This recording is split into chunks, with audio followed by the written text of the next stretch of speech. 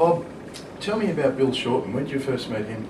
I knew Bill towards the end of the 1980s. Became firm friends with him in the early 90s, 1991, 1992. Bill was my campaign manager in the campaign that I was running against Wilson at that time. You did a shit sheet on Wilson? He did. I've done a number of shit sheets on Bruce Wilson. Authorised by me, I might say. There's nothing ever went out that wasn't authorised. But they were quite hard-hitting flyers that were circulated amongst the membership. And that was the only way I could get my message out to the members, because the media weren't picking it up. So Bill Shorten's your protege? Yeah. He's under your wing? Exactly. Working alongside you? That's right. And when Wilson's, the big frauds were discovered, and you start to say, well, hang on, we've got to get the members' money back, why aren't we chasing this bloke? That's exactly what I said, Michael. I took the view from day one, this isn't good enough. And I thought, there's one bloke I'll go to, because I had already approached 2 or 3 other senior officials in the Victorian branch at the time, and I could see where they were heading. They were going for the cover-up, let's keep it all nice and quiet. We don't want to lose membership over this. We don't want to destroy careers over this. I thought, well, I'll go and see Shorten, my protege. Okay, what's his job at this time? Bill was a recruiter of union members. He was under the, it was a grant from the ACTU, Organising Works it was called, where people were picked up who wanted a career in union, Labor Party politics. Young ambitious types like Bill were located in various unions around Australia. So the ACTU picked up part of his wage, and the AWU, with my support I might say at the time, topped his wages up to organisers' wages, which was quite proper, quite open and proper, because he was in fact doing the work of an organiser at that time. So I went to see Bill, and I said, look mate, I said, this is just pathetic. I said, are you aware that they've paid these people out? Not only one, they're trying to cover all of this up, but Wilson's walked away with over $40,000 himself. On top of what he ripped off? On top of what he ripped off. And at this stage, nobody knew about the house. So nobody knew about Workplace Reform Association? Nope. Nobody knew about the house at Kerr Street? All you knew was Members Welfare Association in Melbourne, and the money that went into that money gets returned back to construction companies under Morris Blackburn and Slater and Gordon advice? Correct. So that's all you knew at this stage? Cambridge's affidavit not produced at this stage? Yes, it was. No, sorry, 1996. Sorry. September 96, his affidavit came out. So at this stage, the Western Australian Association that Gillard set up, not yet discovered. You go to Bill, what happens? I said to Bill, this is just unacceptable. I said, the members are going to scream when they find out about this. Bill's response to me was, which was quite obvious after he spoke to me, I thought, well, Bill's been involved in a lot more than what I have been involved in my capacity as president. He was junior to you? He was very much junior to me. Who was he talking to? Well, I now call them the inner sanctum. Bob Smith, probably Steve Harrison at the time was a joint national secretary. Terry Muscat was also involved in, although Terry was probably on the borderline, he wasn't totally in favour of covering it up. So he has some integrity. Unfortunately, as I said earlier, he's now deceased. But Bill Shorten, his response to me when I asked him for his support was, and I quote, Bob, think of the future, think of your career. And so I could see immediately where he was coming from. He'd already been novel, obviously. There's no hope in hell of convincing him. And from that day on, that's when the tables turned against me. The entire branch turned against me, the full-time officials I'm talking about. I was bullied out of my office. My office was trashed. And from that day, I realised that this is the main game. Let's just come back to Bill for a sec. Nicola Roxon and Bill had been in a relationship? Yeah, that's right. They lived together in a house. They Nicola used to go and Roxon drag Bill out of bed. They're young, like all of us back at his age at the time. Late nights and big sleep-ins in the morning, so I had to go and drag him out of bed quite a few times, yes, but he was living with Nicola then, and nothing wrong with that.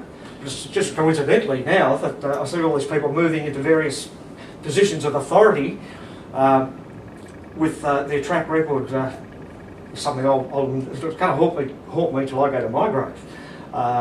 What was her job at this time?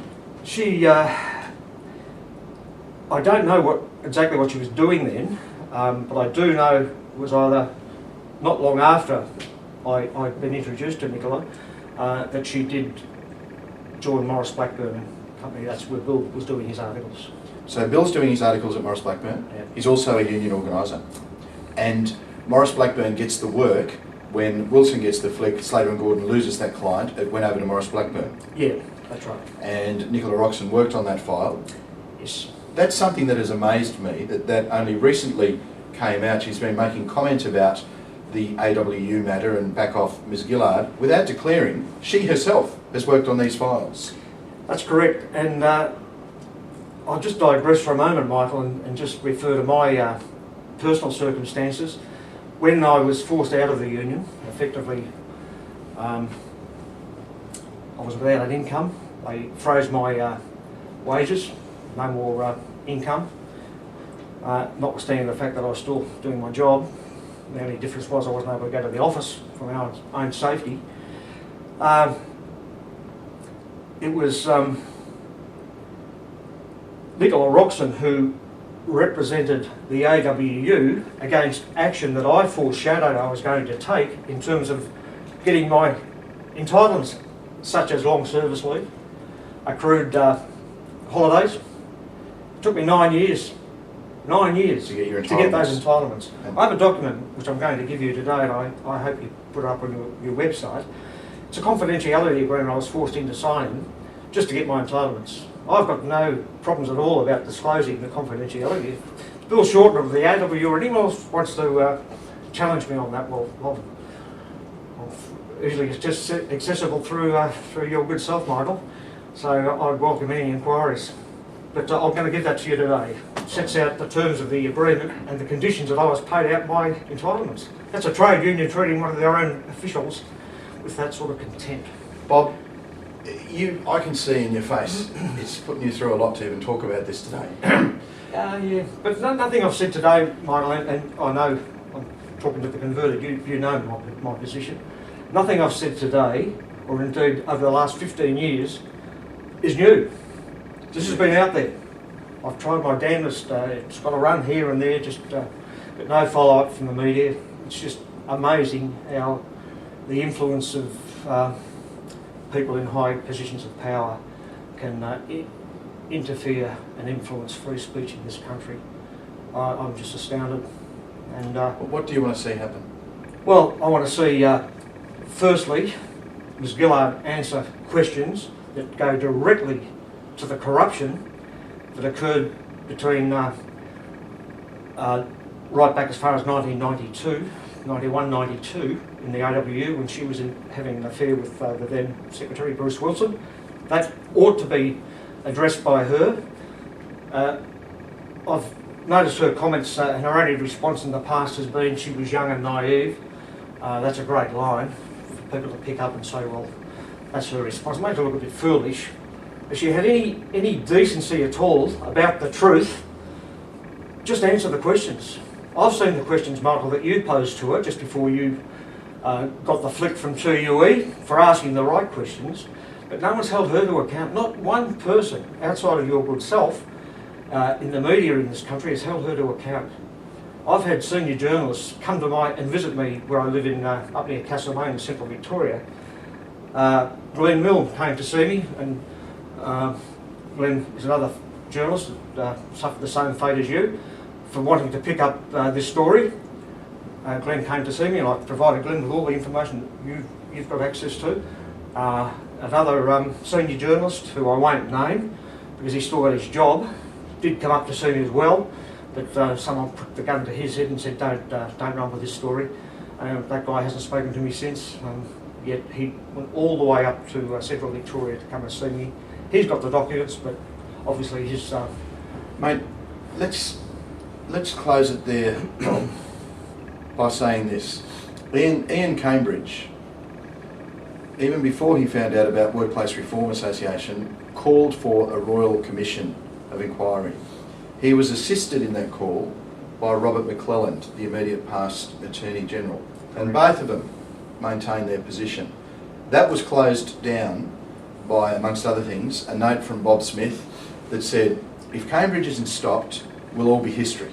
I've spoken to Jenny George and to Bill Kelty, and if Cambridge isn't stopped, we'll all be history. What do you think about that call for a Royal Commission? Oh, my support behind the call for a Royal Commission was Today? 100%. Still today? Unqualified, yes. Yeah. Yeah, no qualification. I think should be a Royal Commission, and that... You've got a camera here, mate, and you can look down the barrel of it yourself, and you can talk to the people of Australia and to whoever heads up the government. You tell us what we need. Well, I support the call for a Royal Commission to this day. Nothing's changed in my view over the last 15 years. Tell us why. Well, an organisation that professes to be credible, looking after the interests of just average people out there earning a quid, supporting their families, that's what trade unionism to me was all about, making sure those people get a fair shake. Not screwing the boss, not putting people out of work, but making work as the best outcome for everybody. And to do that, a lot of people out there need some leadership. Now once they put their faith in an organisation that they're paying their hard-earned money to be members of, to represent their interests, and this sort of corruption is discovered and nothing is done about it, well, that goes right up the food chain of the Australian Labor Party. That's the whole foundation of what the party was set up for. And I might say the Australian Workers Union played a big role in establishing the ALP in this country. A lot of those old pioneers would be turning in their graves today if they saw the amount of effort that's been put into covering this up. A Royal Commission into the activities of Wilson and Ms Gillard, to get to the bottom of it, certainly is warranted. I don't deviate from my position on that one iota in the last 15 years. More broadly in the trade union movement, one only has to look at the HSU, and thanks to Michael Smith, with his interview with Craig Thompson, that opened the corruption in that organisation right up, and the efforts of Cathy Jackson, who I've never met, Cathy, but I admire Cathy. She's another one. We've never met each other. Her and I've got so much in common, and I wish Cathy all the best for the future. But that's just the tip of the iceberg. So it'll never happen under an ALP government, and I have some doubts as to whether it will actually happen under a coalition government. Tony Abbott and his team have been very quiet on this. All the evidence is there.